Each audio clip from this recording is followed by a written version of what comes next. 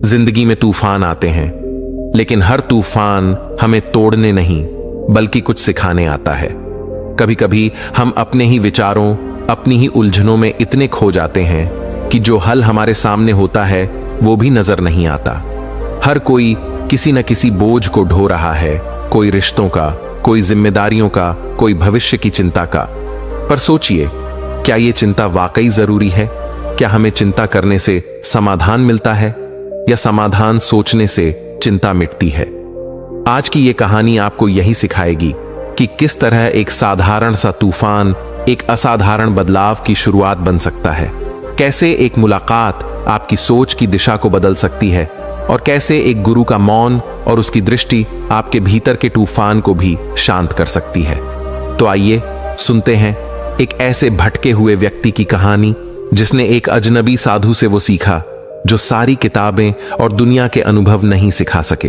पहाड़ियों के बीच में स्थित दुनिया का दूसरा सबसे बड़ा मठ, जहां हाल ही में एक युवा लड़का भिक्षु बना था। एक दिन मठ के बौद्ध गुरु और वह नव युवक भिक्षु देश भ्रमण पर निकल पड़े।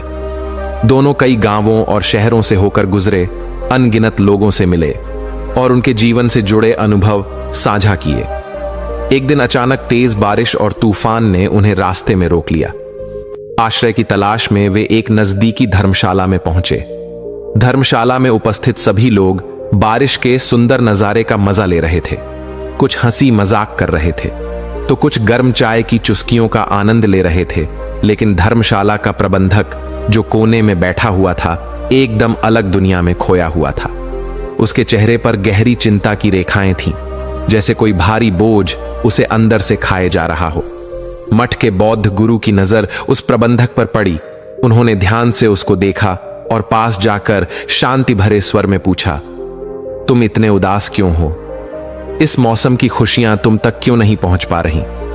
पहले तो उस व्यक्ति ने बौद्ध गुरु की बातों को टालने का प्रयास किया, लेकिन थोड़ी बहुत इधर उधर की बातों के बाद उस व्यक्ति ने अपनी असल समस्या बतानी शुरू की। व्यक्ति ने कहा, मैं जो भी करता हूं उसमें कुछ ना कुछ गड़बड़ हो ही जाती है। इतनी तो मेहनत कर रहा हूं, फिर भी कहीं अच्छा काम नहीं मिल पा रहा है और ना ही ढंग से घर की जरूरतें पूरी कर पा रहा हूं। मेरी बीवी मेरे दोनों बच्चों के साथ अपना मन मार कर रहती है कि एक दिन तो सब अच्छा हो जाएगा। ना मैं अच्छा पिता बन पाया और ना ही अच्छा पति।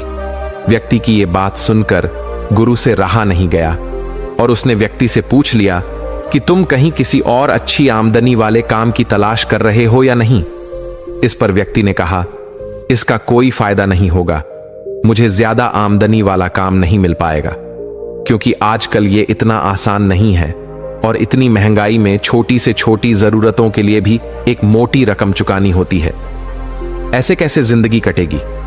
व्यक्ति के मुंह से ये सारी बातें सुनने के बाद मठ के बौद्ध गुरु ने एकदम शांत स्वर में कहा, तुम्हारे मन में बहुत बोझ है ना? जैसा सोचा था वैसा नहीं है। इसीलिए व्यक्ति ने कहा, हां, आप सही कह रहे हैं। मैं हर दिन इसी चिंता में उलझा रहता हूं। मेरे दिमाग में हर वक्त यही चलता रहता है कि मैं भी कहीं भाग जाऊं। इन सबसे दूर आप भिक्षुओं की जिंदगी हम सबसे तो अच्छी ही है कि कोई भी चिंता और तनाव नहीं है आपके पास। व्यक्ति की बात शिष्य को भी सही लगी।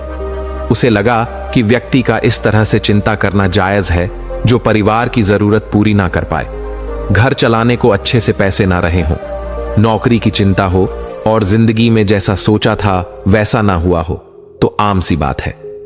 इंसान तनाव में चला ही जाता है। उसे कोई चिंता ना हो, ऐसा कैसे हो सकता है? लेकिन शिष्य पूरी तरह से गलत था, क्योंकि व्यक्ति के इस बात का जवाब गुरु ने कुछ इस तरह से दिया कि शिष्य भी हैरान रह गया। गुरु ने एक गंभीर आवाज में कहा, और तुम्हारी इतनी चिंता करने की इस आदत से शायद सब कुछ ठीक हो जाता होगा, है ना? सोचो, अगर यह भी ना होता तो क्या करते तुम? व्यक्ति ने कहा, मैं समझा नहीं कि आप क्या कहना चाहते हैं। गुरु ने फिर उन्हें गंभीर शब्दों में कहना शुरू किया, मतलब ये कि जो तुम्हारे पास है उसके लिए खुश ना होकर जो पास नहीं है उसके पीछे परेशान हो। तुमने सिर्फ परेशानियों के बारे में सोचा, चिंता की और उसी चिंता को पालने लगे।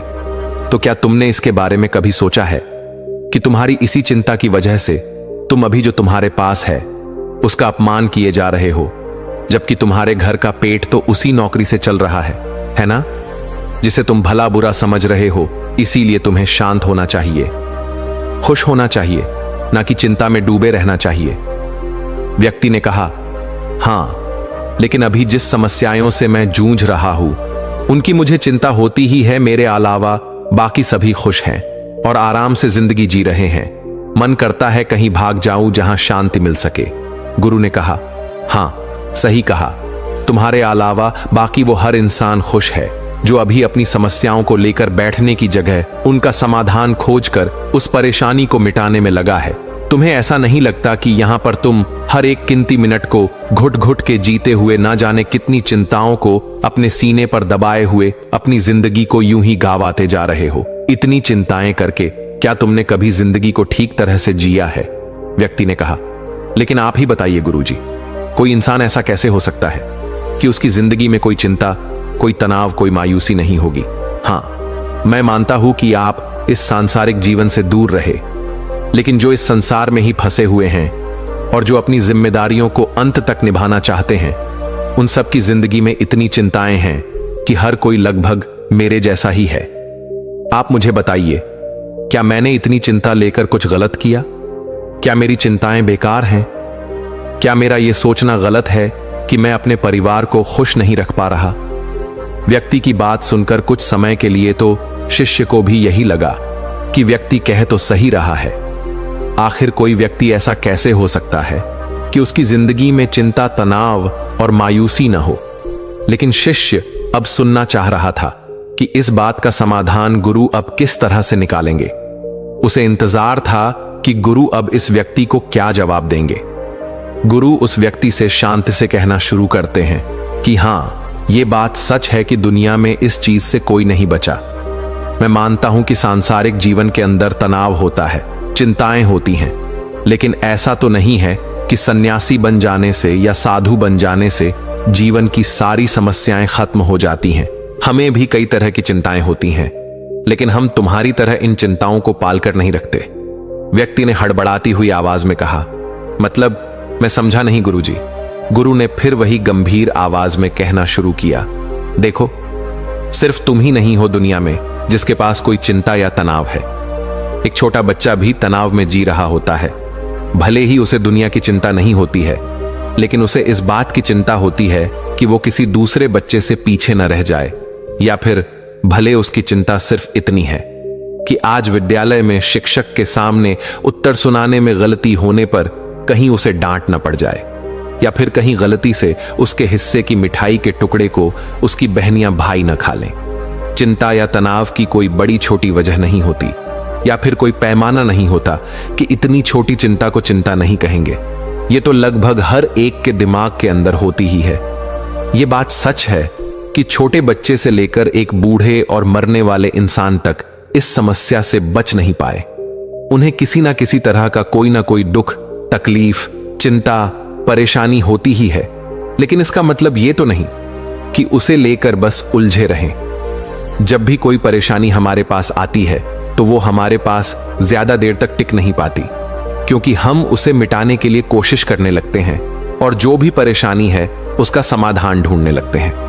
अगर तुम्हारी भाषा में कहूं तो तुम्हारी हर समस्या का समाधान तुम निकाल सकते हो, बजाय इसके कि उस परेशानी को अपने दिल और दिमाग और साथ ही शरीर के अंदर घर देने से और उसे हर दिन चिंता देते हुए पाल पोस कर बड़ा करने से कहीं ज्यादा बेहतर है कि तुम उस परेशानी के आने के बाद उसका समाधान निकालने की ओर अपना दिमाग लगाओ।